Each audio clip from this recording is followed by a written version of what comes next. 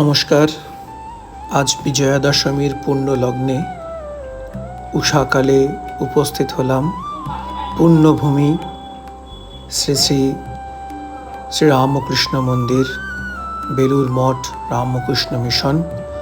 আজ উপস্থিত হলাম বিজয়া দশমীর পূজায় এবং দেখলাম সেখানে দর্পণ বিসর্জন প্রক্রিয়া চলছে। সেখান থেকে বেরিয়ে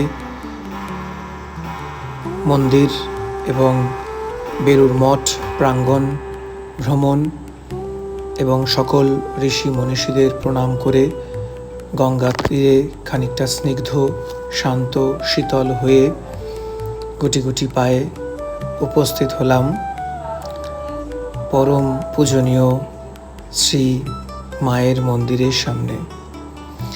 মায়ের মন্দির অর্থাৎ শ্রী মায়ের চরণ কমলে যখনই উপস্থিত হই তখনই মন যেন অপার শান্তি এবং সকল প্রকার মনের ক্লান্তি দ্বিধা অনিশ্চয়তা সমস্ত দূর হয়ে মায়ের পায়ে সমর্পিত হতে পারি।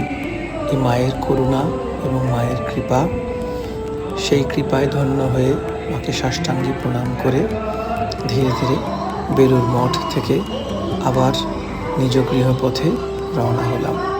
জয় ঠাকুর মা ও স্বামীজি।